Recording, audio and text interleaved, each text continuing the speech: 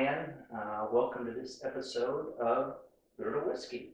And I'm your host, Russ Heaps, and today I am in Austin, Texas.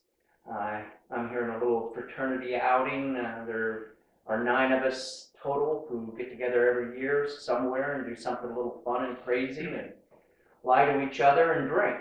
And some of us drink more than others. We're not going to mention any names. We're not going to mention any names. But anyway, we are all graduates of Wittenberg University, members of Phi Gamma Delta, Fiji's, and we graduated in 1973. So we've known each other for really since about 1969. And I'll let you do the long division on that. Before we get started here, let me introduce the panel. Immediately to my left is Bruce Kirkpatrick, and sitting next to him is Wrangler Rick Fowler, and on the far end is Randy Porter. And a little bit of shameless self-promotion here. There are a couple of things that we would like you to do. And Kirk, what is that? You know, Russ, there's this thing in baseball where a shortstop takes it and passes the ball to the first baseman. Randy, would you tell him what we have to do for that? Yeah, at the bottom of the screen, you'll see a big red thumbs up sign. You just click on that, and it's like and subscribe, and you'll be subscribed to these videos, and the new one comes out every Thursday at noon. See, I get better at that. I've heard it 4 times now, so I finally. Yeah, it's and Kirk's a slow learner, so it may take next year before we have him doing this. He dropped the cue card.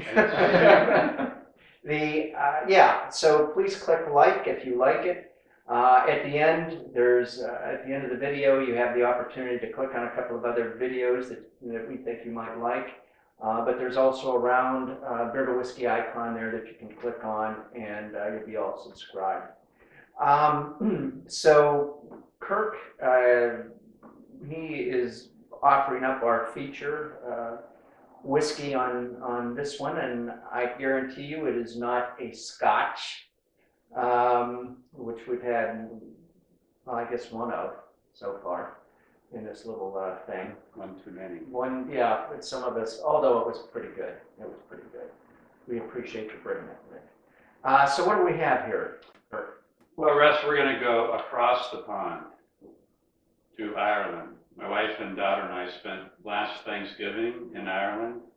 And by the way, they don't celebrate Thanksgiving in Ireland. We couldn't find turkey anywhere. Does this make you gobble? No, I don't think so. Was there some kind of meat pie or something? Actually, there's a lot of seafood in Ireland. They have great seafood and great lamb, but that's another story for another time. Okay. So one of the first things we did is we went to, outside of Cork, we went to the Jameson distillery. Now, the interesting thing about Irish whiskey was about 1960, 65, somewhere in that span, Irish whiskey was dying because you had in America Prohibition and then World War II. So either there were not a lot of men around or they weren't drinking a lot of whiskey.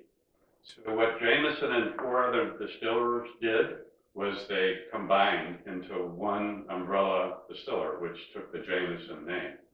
They sort of had a mashup. So a little whiskey on there. Jeez, look at that time. We're just getting started. But this one I'm going to introduce you is Teeling whiskey, Irish whiskey. So as we went to the different bars and sampled all the Jameson labels, and there's about 50. Oh, really? Yeah, when you put all those 5 together, they kept a lot of the marketing of the different brands. Okay. But one bartender said, "Have you tried Teeling?" We said no, so we did, and so that's what I'm bringing you today. Excellent. Yeah. Actually, Teeling is one of the ones that have been around since 1782, when old Walter Teeling started the Teeling distillery.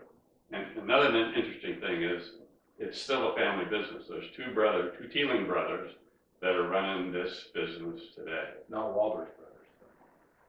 No, they would be like 300 years old, so it's probably a son or a son or a son or a son of a son. Has it been in continuous operation since that time? Since 1782. Wow. As a matter of fact, for They built a new distillery in Dublin in 2015. The first one that had been built within the city limits of Dublin in 125 years. Wow. So that's what we're going to try today. Okay. Teeling whiskey. Now they actually make a small batch, a single grain, and a single malt. This one, which is available most any place, is a small grain Irish whiskey. Okay. Got it. Got it? Got it. Shall we take a little? I think that Yep. would be fine. Okay. What should we be smelling and tasting? Teeling. You told him not to ask you. You didn't tell me not to ask you. You should be smelling and tasting Teeling Irish whiskey.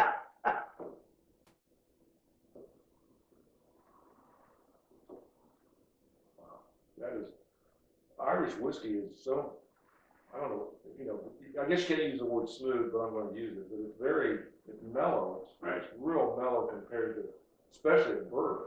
Right. And it certainly doesn't have the heat that the Scotch has, but it's really, really. I'd call it mild. I mean, Yeah, another, it's mild. another word. And sometimes you get actually sweet out of it. It's much sweeter than a lot of Oh, American whiskey. Yeah, I get sweet out of it, definitely, yeah. on that. And a lot of Irish whiskeys are actually triple distilled. So when we went to Jameson, they lined up like 5 or 6 American whiskeys, and then they had the Jameson at the end, and they, worked your way Right. down here, and by the time you got to the Jameson, it was like, ooh, that's really smooth. So they triple distill it, so they just keep distilling it so it becomes smoother and smoother and smoother. I hate to ask this, but I'm hoping to ask a question you can answer. And you foiled me at every turn so far. Do we know what the alcohol is in this? It's about 48, 49%. All right. Yeah. About 95 proof, Right. somewhere in there. Boy, it drinks a lot smoother than that. Yeah, yeah, It really does. I would agree. Right. So when you tasted this in Ireland versus Jameson, did you notice a big difference between the two or not? Yes, it had more flavor, but it was still very smooth and light. So we never went back to Jameson. We stayed with Teeling the rest of the trip, Okay. wherever we could find it. I can see why you'd like it. I mean, this is the kind of thing you'd want to have in your cupboard, Yeah. for variety and smoothness. Very, very nice. I have gotten away from Irish, other than, Irish coffee, putting it in coffee. And so here recently, somebody gave me, where was I? I was someplace, and they had some Jameson cask versions where one of them I know is they did it in stout barrels, and one they did in IPA barrels, and it just kind of turned me back on to Irish. Yeah, I mean, I think it's called cask mates. yeah. So they Yep. made two Yep. different things in different barrels and stuff. You mean like a mashup? Like a mashup. So you're a beer aficionado too. I mean, you're a very versatile guy. I'm a So, Renaissance man. so when you think about the smoothness of this, do you like Guinness? I like Guinness. What's not to like? It's about 4.5% alcohol. You can drink a dozen of them, and because it's nitro, it's smooth. Right. So yeah, I do like Guinness. There are other stouts I like better. Right. Yeah, I like And Guinness. the interesting thing about Guinness is it's dark, it's nitro, like you say, Yeah. very smooth. I mean, this is very light, Right. also very smooth. Another good product from Ireland. Yeah. Strictly as a side note, do you know where, I think I'm correct on this, but do you know where Irish coffee first started? Do you have any idea? I don't have a clue. Kirk knows. I do. I'm Well, finally, something you can answer. I'm a West Coast guy, so it started in San Francisco. Right. Right. Where at? Where? At the Buena At Vista. Buena Vista, right at the bottom of the, what do they call those? The cable car. The cable car Right line at the bottom of the cable car line. in Embarcadero. And, yeah, and there's the Buena Vista, we were there together many, many years ago.